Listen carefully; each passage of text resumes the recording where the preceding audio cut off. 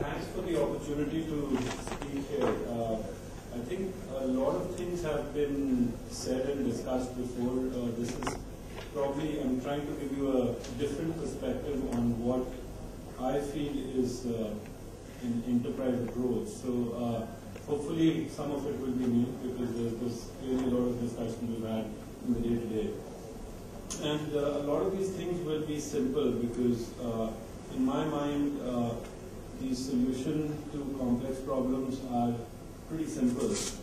How many of us don't know what is the best way to, what's the best diet, or what's the best way to have a healthy heart? Everybody knows. It's really the discipline and the control that you have around what you do, which really makes things happen. So a lot of these will sound simple, but they're harder to do.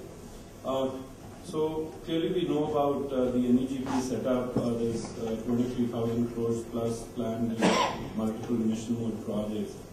And this is clearly very complex, as everybody understands it. It is complex by the standards of what the private parties have seen in India or internationally. And some of the key reasons why it is complex is because A, you don't face the kind of population that you face over here. Nowhere in the world, just like Amod mentioned, UP is the 6th largest country in the world. Multiple languages. Literacy is also another big issue. And so how do you create something which is an enterprise class application where the digital divide is so big, right? And of course, things like shortage of key personnel when you're trying to do multiple things together. I'll give you some data around where India stands in the e-government readiness. That row in the middle is saying that our 2008 ranking is 113 out of 160, 170 odd countries. Clearly not a good position. And by the way, this is a UN e-government survey that was done in 2008. There's another survey which is called Web Measurement, which ranks India as 54th in terms of its web presence. Some qualitative aspects on where we think e-governance projects are today. Clearly, one of the biggest things I think that has been achieved so far is the fact that there is awareness amongst pretty much every stakeholder within the government, within the politicians, within the bureaucrats, etc., that about this concept called e-governance. Now, that awareness may be slightly lower in the north, as some of the people are saying, and higher in the south. The other aspect that is very good is really, that funding has been created for several initiatives, right, which was not there 4 or 5 years ago. Significant investments in infrastructure, in projects like SWAN, which is the Wide Area Network, Common Service Centers, State Data Centers, etc., that have been done. Several projects that have been successful, and several, like people said, have been, have been started in the pilot phase or post-pilot phase. So going forward, I'm going to talk about what we could do better. So if this comes across negative, it's not intended to be, because we clearly achieved a lot, but we want to do more.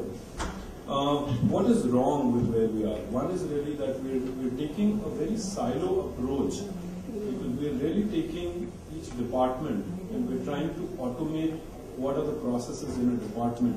And I'll talk about later on why this is an issue, because this is clearly a very siloed approach. Services being offered by the state or central governments are not integrated. Multiple groups are doing the same thing, and by the way, this is really sounding to me like the dot-com days, when business plans used to be created by small companies which would mention the word B2B, or something where it would sound like a revenue generating setup, and business plans would get approved by private equity companies. Today, G2C is that keyword. Everybody that I know of in the government setup is trying to deliver government to citizen services, which is great, but a lot of people are duplicating the effort. They're really doing the same thing multiple times. And obviously there's no common technology platform prescribed and all of that stuff yet, and the lack of that is really an issue. I talk about what is enterprise e-governance to me. An enterprise, firstly, is a collection of organizations that share common interests and goals, and let's assume that the government is an enterprise, right? So it shares common goals and things. We could debate that, of course, separately. But what we need in an enterprise approach are a few things. We need an enterprise architecture, which means very simple things. Documenting the processes and the cross-level dependencies that exist in a department. So within the department, between departments, planning for scalability and availability, planning for network and information security, planning for interoperability, establishing a clearly defined communication plan, setting up a system for e-learning, and a very efficient feedback mechanism for continuous improvement. This is what I'm saying. It may not cover all the topics, but I think this, by and large, talks about what an enterprise approach means. Now, I'm going to try to tell you in very simple words what we should be doing across the typical framework we use: people, process, and technology. The first thing that we need to do differently is, so far, we've been approaching the problem inside out, which is what I said. We're looking at a department and we're trying to automate the processes within that department. That is inside out. I'm looking at the department, what it does, and I want to just put an automation around that. While that is good, there are problems with that setup itself, and what we're doing is automating the problem. What we need to do is we need to design the systems from the perspective of the stakeholders. And the stakeholders are the citizens, they are businesses, they are employees of the government, there's society, etc., etc. What I mean by that is that if you look at a typical process or a typical service that the government needs to deliver, a typical citizen or an enterprise has multiple touch points. They may touch 4 or 5 or 6 departments. In the issue that you are automated a single department in isolation, that number of touch points does not change. The citizen still needs to go to the 5 departments. Each of those 5 departments, yes, they are automated, but what the citizen does, it does not change. And that's what I'm saying is you need to design outside in. You need to look at what the citizen does if he or she comes to a government department, and how do I actually put a process in place that cuts across departments, where accountability for that process is with a single department. And yes, that department will be required then to interface with multiple other departments internally to be able to figure it out. So I think a clear example of this, and the government has implemented it, if you go for a passport, you provide all the information to the passport office.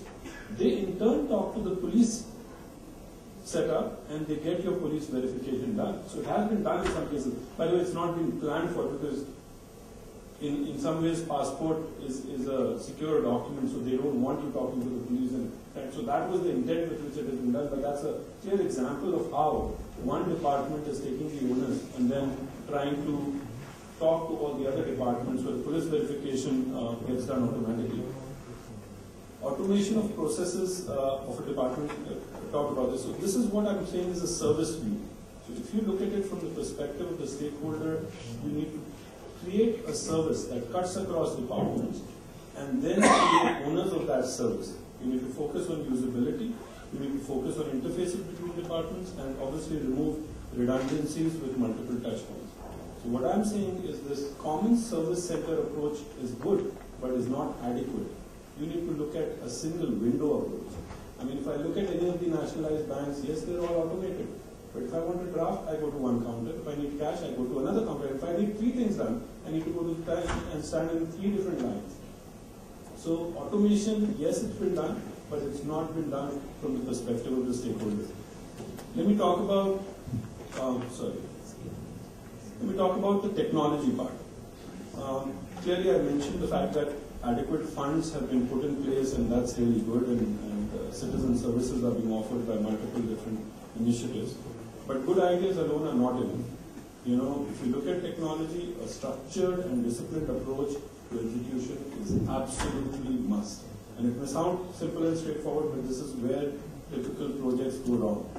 What I'm suggesting is that we create centralized initiatives with decentralized implementation. where core common policies, guidelines, standards, frameworks, and infrastructure gets laid in place.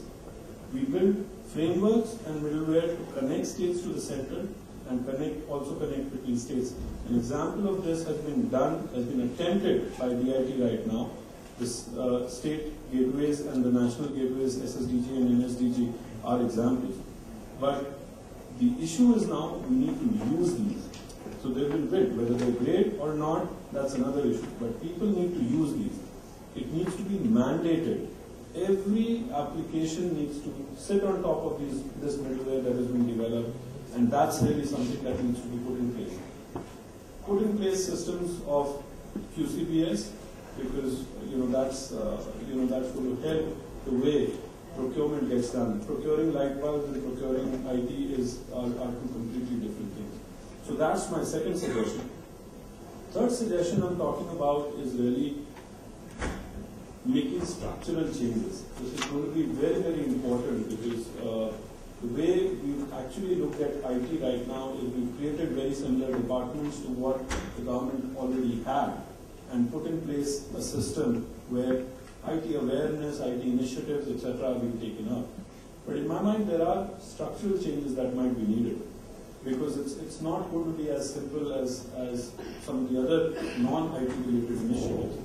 I'm suggesting that IT should be a single portfolio for a given central department or a state, because it's a serious subject. It shouldn't be a joint portfolio. People should be focused in there.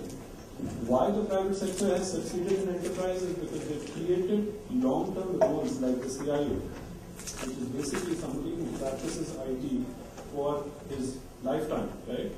And it's very important to keep in mind that these are long-term arrangements. There's another aspect that I think that the government should do, which is really own the architecture. Today there is lack of competency within the government departments, but the architecture or the design, as people say, is the heart of what an organization or an institution does. You cannot outsource that.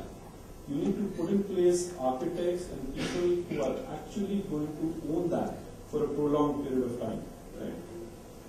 You can create look at what is state matter and national matter, but there will be overlaps, and those overlaps need to be sorted out, because there is no way that can be resolved in a typical setup, which is why I'm suggesting structural changes. And of course, one of the key things that we need to do is really get the states to own and pilot key initiatives. We've got a fantastic initiative that Mr. Jaju just talked about, and a state has piloted it. We don't need to reinvent the wheel now. We can take that and pilot it. So there has to be a method by which the state initiative can actually be taken up at a central level or taken up across. There's one state, and each state can pick up one or two initiatives and champion them, and then take them to the rest of the country. So in conclusion, what I'm saying is that an enterprise approach to e-governance goes far beyond computerization of standalone back office operations. It fundamentally changes how a government operates, which implies a new set of responsibilities at times for the politicians, for the bureaucrats. And by the way, this is impending, that the responsibilities of stakeholders around the e-governance setup, once the e-governance has been implemented, will significantly change. And of course, it creates a culture of maintaining and retrieving information, but also around decision making. How much of the government's decisions are right now data driven? So those are my few cents on an enterprise approach. Thanks.